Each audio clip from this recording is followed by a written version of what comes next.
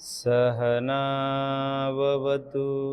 सहनौ भुनक्तु सह वीर्यं करवावहै तेजस्विनावधीतमस्तु मा विद्विषावहै।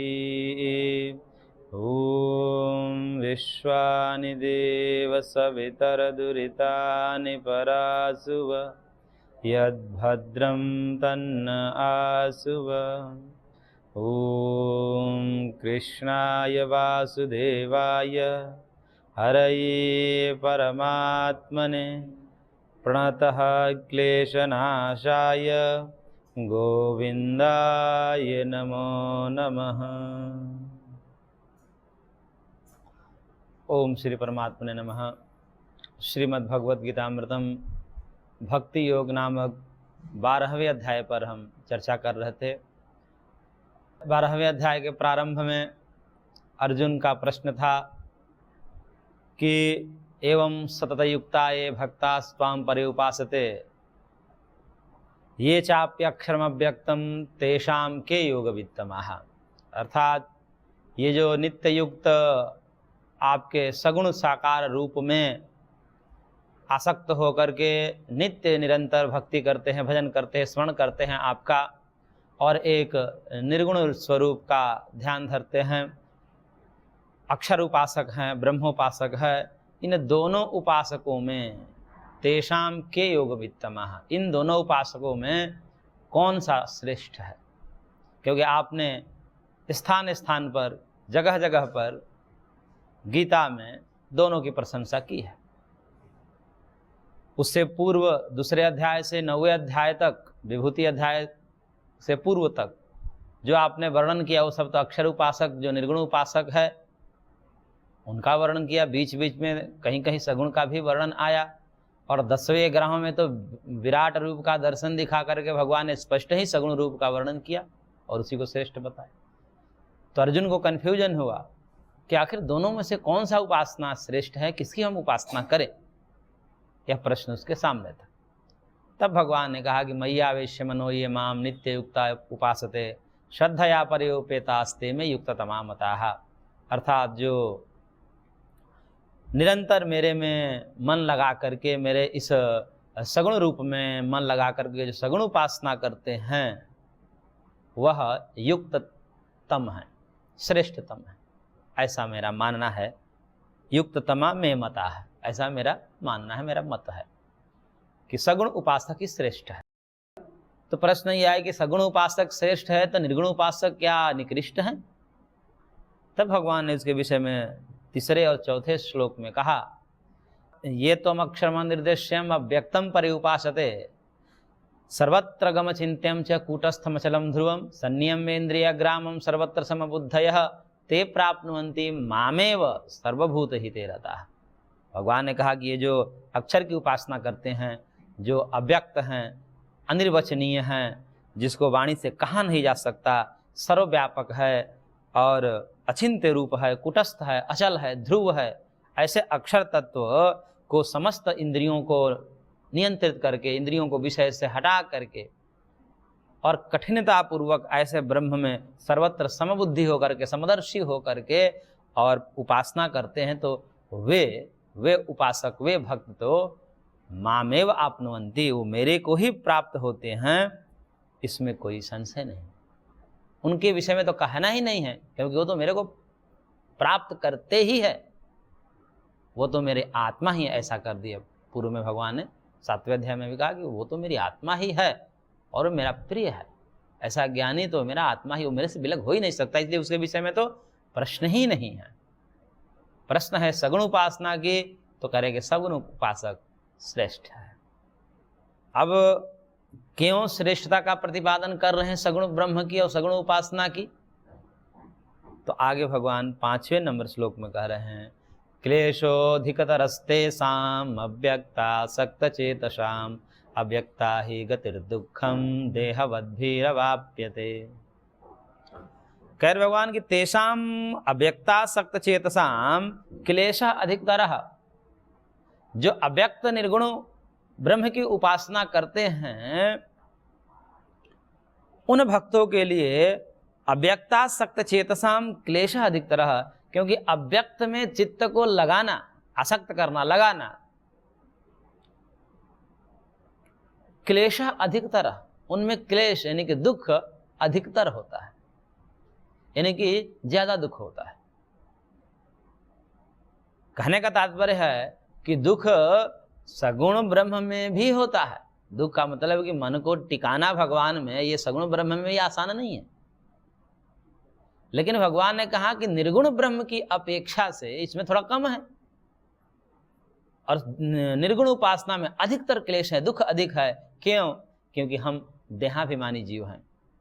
देहाभिमानी जीव यानी कि देह में जिनकी आसक्ति है, देह में जिसका ममत्व है, देह भाव से जो ऊपर नहीं उठ पाते, मैं और मेरे, इन्हीं में जिनका जीवन निर्वाह होता है, ऐसे देहाभिमानी जीवों के लिए देहाभिमान से रहित जो निर्गुण उपासना है, वह उपासना उनको बता दी जाए और करने को कह दी जाए तो नहीं कर पाएंगे। मैं शरीर नहीं हूँ, मैं इंद्रियां नहीं हूँ, मैं मन नहीं हूँ, मैं बुद्धि नहीं हूँ, मैं अहंकार नहीं हूँ, इस प्रकार के नेति नेति के द्वारा, जिसे सांख्य शास्त्र में नेति नेति के द्वारा कहा कि अभ्यास नेति नेति त्यागात तत्सिद्धि, कि नेति नेति के द्वारा ये भी नहीं है, ये भी नहीं, मेरा स्वरूप ये भी नहीं है, ये भी नहीं है, ये भी नहीं है, ऐसा करते करते और इसका अभ्यास किया जाता है। तत्वाभ्यासा नेति नेति त्यागात विवेक सिद्धि। और इस प्रकार का अनुभव करके, इस प्रकार का सदैव व्यवहार करके, चिंतन करके, और ऐसा करना बड़ा मुश्किल होता है। मैं मोटा नहीं हूँ, मैं पतला नहीं हूँ, मैं गोरा नहीं हूँ, मैं काला नहीं हूँ, मैं मनुष्य नहीं हूँ, मैं स्त्री नहीं हूँ, पुरुष नहीं हूँ, स्त्री नहीं हूँ, मैं ब्राह्मण नहीं, क्षत्रिय नहीं, वैश्य नहीं, शूद्र नहीं, मैं विद्वान नहीं, मैं मूर्ख नहीं, तो समझ में नहीं आता कि आखिर क्या है फिर। तो देहाभिमानी जीवों की समझ में नहीं आता। जब इस प्रकार का उपदेश किया जाता है तो उनके पल्ले नहीं पड़ता। न तुम में रूप है, न तुम में रस है, न तुम में गंध है, ऐसा उपदेश किया जाए तो समझ में नहीं आता। न तुम सुखी हो, न तुम दुखी हो, न तुम पुण्यात्मा हो, न तुम पापात्मा हो, न तुम धार्मिक हो, न तुम अधार्मिक हो, फिर तुम क्या हो, तो समझ में नहीं आता। तो इस प्रकार की जो साधना है वह अत्यंत जो उत्तम अधिकारी है, जन्म जन्मांतर के जिनके संस्कार हैं योग के, वह अभ्यासी जो हैं, जन्म जन्मांतर के संस्कार को लेकर के जो उत्पन्न हुए हैं, उनके लिए तो सरल हो सकता है, उत्तमाधिकारी कह सकते हैं। लेकिन मध्यमा और अधमाधिकारियों के लिए ये संभव नहीं है। इसलिए हम जैसे मध्यम और अधमाधिकारियों के लिए तो फिर सगुण उपासना ही भगवान ने श्रेष्ठ बताई है। क्यों? क्योंकि इसमें देहाभिमान को उस प्रकार से नहीं करना। भगवान हमारे हैं, भगवान हमारे माता हैं, पिता है। पिता हमस्य जगतो माता धाता पितामह, वो हमारे पिता हैं, वो हमारे माता है। तो पिता माता आदि भावनाओं को रख करके, उस भाव से युक्त होकर के भगवान का भजन करते हैं, तो उसमें देहाभिमान होवे तो भी चल जाते। तो इस प्रकार से मन किसी भी प्रकार से भगवान में रमण करे, यदि निर्गुण में जिसका रमण कर रहा है तो उसके लिए वह श्रेष्ठ है, और जिसका नहीं हो पा रहा है तो उसके लिए सगुण ही श्रेष्ठ है। इसलिए देहाभिमानियों के लिए भगवान ने कहा कि निर्गुण उपासना में क्लेश यानी कि दुख अधिकतर है। अधिकतर कहने का तात्पर्य अधिक दुख तो सगुण उपासना में भी है, लेकिन तर कह दिया, उससे भी ज्यादा दुख निर्गुण उपासना में है। लेकिन इसमें दुख कम है ऐसा नहीं। जैसे ही भक्ति या योग के मार्ग में चलते हैं, पहले तो सब ठीक ही चल रहा था, लेकिन जैसे ही कुछ नया किए, कुछ नया शुरू कर, अनुष्ठान शुरू किया, भगवान की भक्ति शुरू किया, तब तक कुछ हानि हो जाएगी, तुरंत हानि हो जाएगी। तब व्यक्ति को लगेगा कि देखिए अभी तक तो ठीक ही चल रहा, जब तक से हमने योग की शुरुआत की या पूजा पाठ किया, धार्मिक अनुष्ठान करना शुरू किया, तभी से घटनाएं शुरू होने लगी, हानि होने लगा। अभी क्या है? दुख ही है। अब इसी को छोड़ करके, इसी को देख करके बहुत लोग छोड़ देते हैं, कह रहे कि नहीं ये हमको जो है सूट नहीं कर रहा है। जैसे बोलते हैं कोई दवाई होती है, कोई सूट नहीं कर रहा है तो छोड़ देते हैं। फिर क्या करेंगे? फिर क्या मार्ग है? और मुक्ति का मार्ग क्या है? बाकी सब दुखी मार्ग है। तो इस प्रकार से दुख तो होता है वहाँ भी, इसलिए इसके लिए तैयार रहना चाहिए। और दुख तो होगा, परंतु यह दुख इस प्रकार का दुख है कि जैसे ही हम अच्छे कर्मों में और भगवान के मार्ग पर पैर रखते हैं तो ये शुभ कर्म होता है। और शुभ कर्म जब होता है तो जहाँ शुभ कर्म का उदय होगा अब वहाँ अशुभ कर्म नहीं रह सकता। भगवान की भक्ति हमने शुरू की, भगवान का चिंतन योग आदि के माध्यम से जब योग करना शुरू किया तो उस समय अब अच्छे कर्म शुरू हो गया, चित्त में संस्कार बनने लगा। तो शुभ का संस्कार है और शुभ का संस्कार अशुभ का विरोधी है, इसलिए अब वह संस्कार चित्त में नहीं रह सकता, इसलिए वो बाहर निकलता है। और बाहर कैसे निकलेगा? क्योंकि वो अशुभ कर्म है तो फल दिए बिना नहीं निकल सकता, इसलिए वो दुख रूपी फल दे करके वो निकल जाता है। और जैसे ही हमें दुख मिल जाता है हम निष्पाप हो जाते हैं। इसलिए जब भी दुख मिले तो ये समझना चाहिए कि हम निष्पाप हो रहे हैं, क्योंकि वो हमारा जो पाप कर्म है अब फल दे रहा है, और फल दे करके पाप नष्ट हो जाता है। तो ये जो जानता है तब तो वो अपने को संभाल लेगा, क्योंकि नहीं नहीं ये थोड़ी देर के लिए आया, अब चित्त की सफाई चल रही है। और अब जो है इसके बाद, क्योंकि जैसे ही हम कोई गंदा कपड़ा साफ करते हैं तो हाथ में गंदगी तो लगेगी ही, उससे घबराएंगे कि बाप रे बाप अभी तक तो सब ठीक था, इतना तो कचरा निकला, अभी तो देखा ही नहीं था कपड़ा में। उससे कोई घबरा जाएगा तो फिर कपड़ा ही साफ नहीं होगा। इसलिए सफाई के समय भी जो कालीमा निकल रही है उसको भी सहन करना पड़ता है, और अंततः यह सोच करके कि आगे निर्मल चित्त होगा। इसलिए हो सकता है कि जब योग के साधन पाए, भगवान के भक्ति के साधन पाए, तो और सारे चीज भी व्याकुलता बढ़ने लगे। उस समय जो मन में ना आया, पहले जो मन में नहीं आ रहे थे वो सब बातें भी मन में आने लगे और व्याकुलता बढ़ रहे, तो भी घबराना नहीं चाहिए, क्योंकि ये सब सफाई चल रही है, अंदर की गंदगी सब बाहर निकल रहे हैं। वो काम के रूप में कभी निकलेंगे, कभी क्रोध के रूप में, कभी ऐसी ऐसी भावनाएं आएंगी, लेकिन इससे भी साधक को घबराना नहीं चाहिए, धीरे धीरे वो सब दूर हो जाते हैं। तो इस प्रकार से दुख तो है, भक्ति में भी दुख है कह रहे हैं भगवान। इसलिए ये सोच करके भक्ति कोई न करे कि हमको सुख मिलेगा, सुख मिलेगा अंततः तात्कालिक रूप से सुख ही मिलेगा, ऐसा सोच करके भक्ति नहीं करनी चाहिए। इसलिए कई संतों का और कई साधुओं का ये भी कहना है कि भगवान की भक्ति सुख दुख के लिए नहीं होती, न सुख के लिए न दुख, बस आपके लिए भक्ति भक्ति के लिए होती है, बस भगवान के लिए भक्ति होती है, न सुख के लिए होती है, न दुख के लिए होती है, न किसी मान सम्मान प्रतिष्ठा या किसी प्रकार के लौकिक या अलौकिक कामनाओं के लिए नहीं होती है। बस भगवान की भक्ति तो भगवान के लिए है, हम भगवान के हैं, भगवान हमारे हैं, बस इतना ही पर्याप्त है। तो इस भाव से युक्त होकर के भक्ति करनी चाहिए। तो उस भक्ति में सगुण उपासना में भी सगुण उपासकों को भी दुख तो है, और दुख कैसा भी है, अधिक दुख है, और निगुण उपासक का आगे अधिकतर है। और कहने का मतलब कि जो भक्ति नहीं कर रहा है उसको कम दुख है। कम दुख का मतलब तात्कालिक दृष्टिकोण से देखो, दुख तो वहां भी है, दुख तो संसार ही दुखों से भरा है, लेकिन प्रायः जब चलते हैं, कदम रखते हैं, उस समय की बात है, थोड़ा क्लेश होता है, दुख होता है, क्योंकि यहाँ पर इंद्रियों को रोकना होता है विषयों से।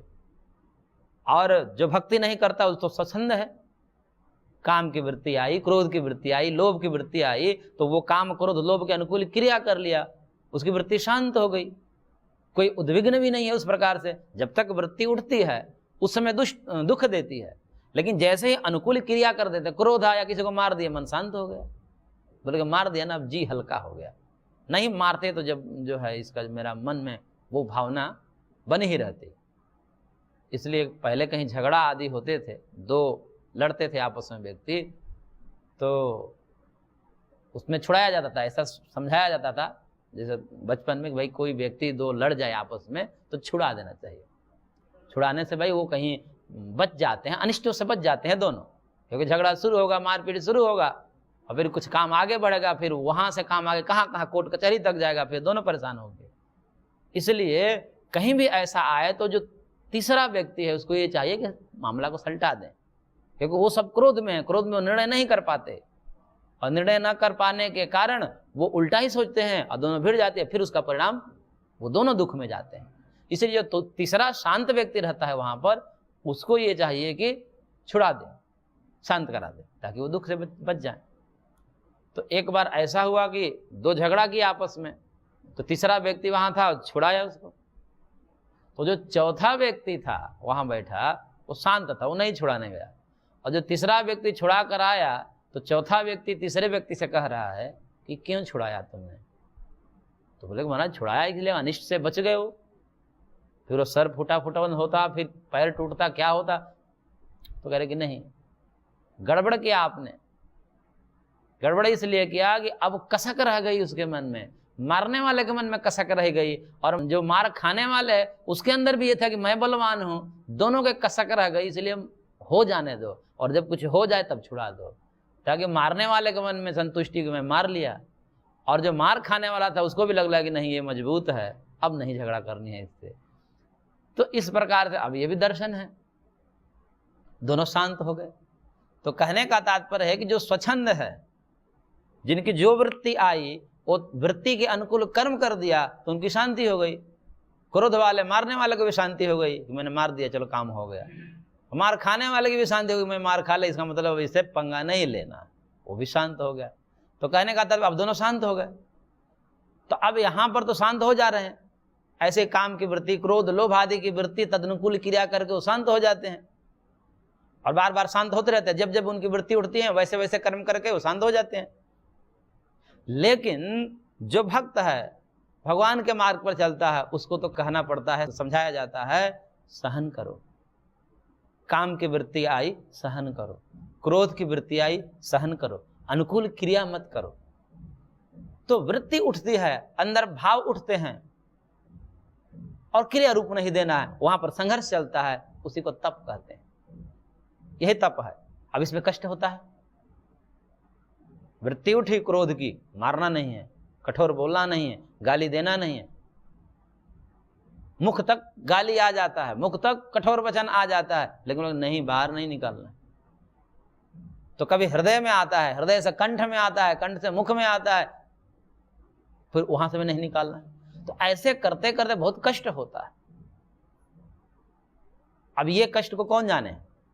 जो तप करता है इस प्रकार से, वो जानता है इस कष्ट को। काम की वृत्ति, क्रोध की वृत्ति, लोभ आदि की वृत्ति को सहन करना तो यह कष्ट है। और ये इस कष्ट की अपेक्षा अन्य जो भक्त नहीं है, भक्ति नहीं कर रहे हैं, भगवान के मार्ग पर नहीं चल रहे हैं, उनके लिए नहीं है इस प्रकार के कष्ट। इसलिए यहां पर अधिकतर कहा, यानी कि निर्गुण उपासक का अधिकतर क्लेश है, तो सगुण उपासक का अधिक क्लेश है, और जो उपासक ही नहीं है उसका मतलब नहीं है, ये वाला क्लेश नहीं है। तो इस प्रकार से भगवान ने कहा कि क्लेशोधिकतरस्ते साम अव्यक्ता सक्त चेतसाम अव्यक्ता ही गतिर दुखम, क्योंकि अव्यक्त में चित्त लगाना बहुत ही दुखदायी है।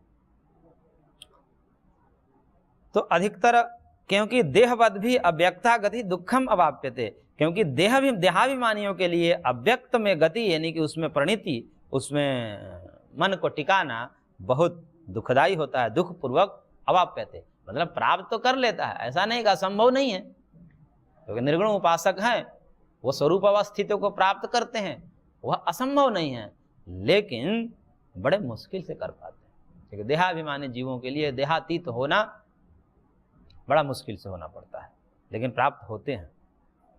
इसलिए भगवान ने कहा कि जो सगुणोपासना है वह श्रेष्ठ है, यानी कि अधिकारी भेद से सगुणोपासक श्रेष्ठ है, लेकिन निर्गुणोपासक निकृष्ट है, ऐसा भाव नहीं है। आगे भगवान कह रहे हैं कि ये तो सर्वाणि कर्माणि मयि सन्न्यस्य मत्पराः अनन्येनैव योगेन मां ध्यायन्त उपासते तेषाम् अहं समुद्धर्ता मृत्युः संसार सागरात् भवामि न चिरात् पार्थ मय्यावेशित चेतसाम्। भगवान कह रहे हैं परंतु ये मत्पराः सर्वाणि कर्माणि मयि सन्न्यस्य माम एव अनन्येन योगेन ध्यायन्तः उपासते,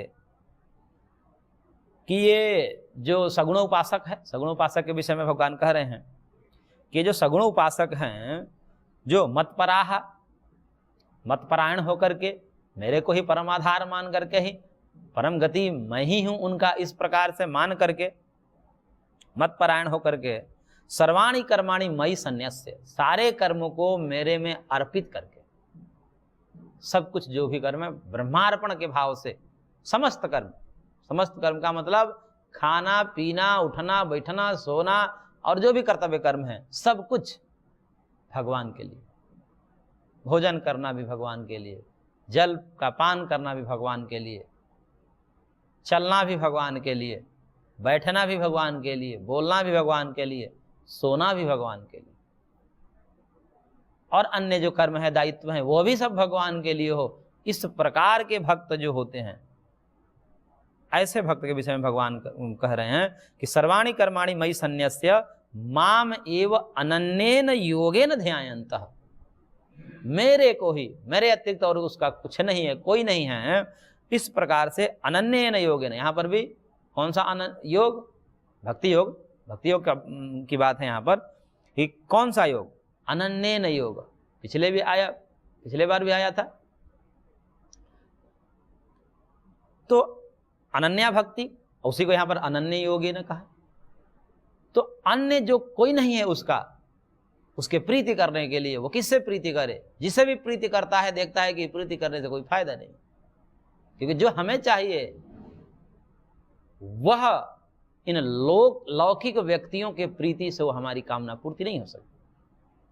हम लौकिक व्यक्तियों से, लौकिक वस्तुओं से प्रीति करते हैं, दुख ही देती है, क्योंकि वो सदा रहते नहीं।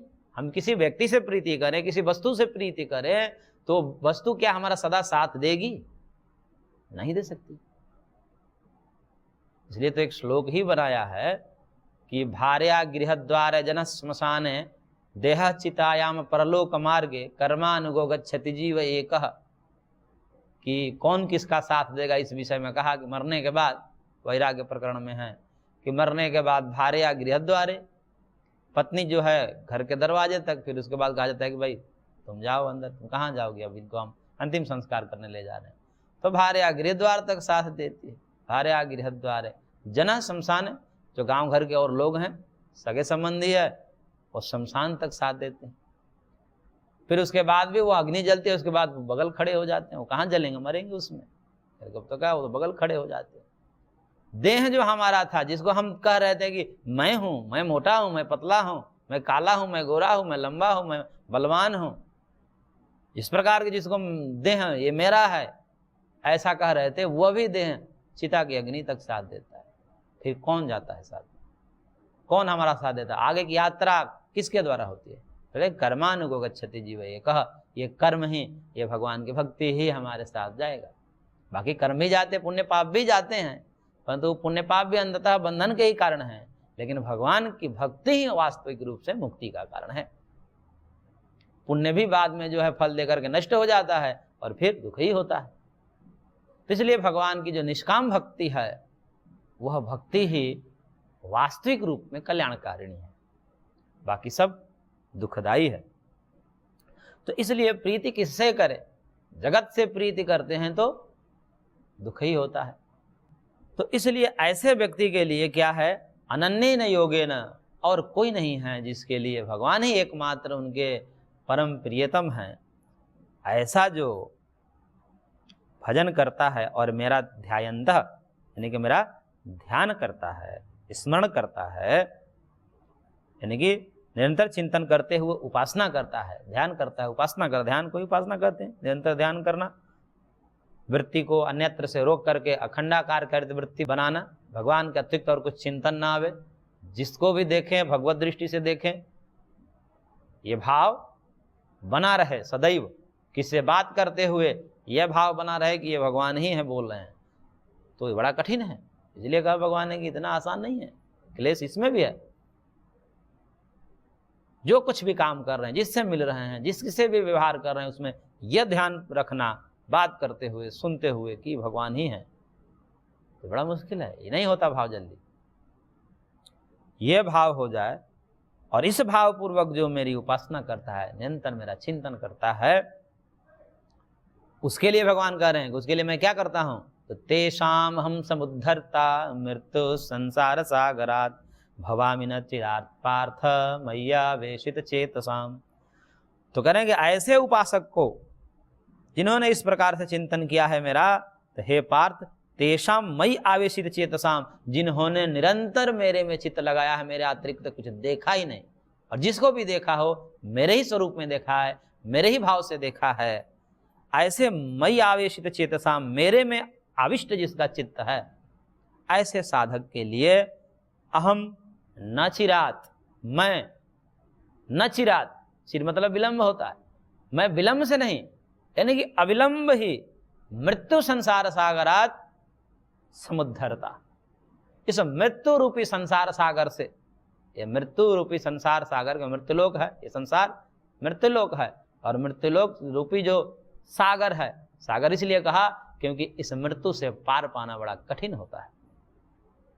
जैसे सागर को पार करना बड़ा कठिन होता है, ऐसे ही मृत्यु रूपी मृत्युलोक रूपी जगत को पार करना, कि अब जन्म ही ना हो, ये बड़ा कठिन होता है। इसलिए इसको सागर की भांति उपमा दी जाती है। मृत्युलोक और मृत्यु संसार सागर, और इस मृत्यु रूपी भयंकर संसार सागर से मैं समुद्धरता भवामी, भगवान कह रहे हैं कि हम समुद्धरता भवामी, मैं उसको उद्धार करने वाला उसकी नौका की भांति आराम से पार कर देता हूं, क्योंकि अपने बल से तो कोई पार कर नहीं सकता, इतना सामर्थ्य नहीं है।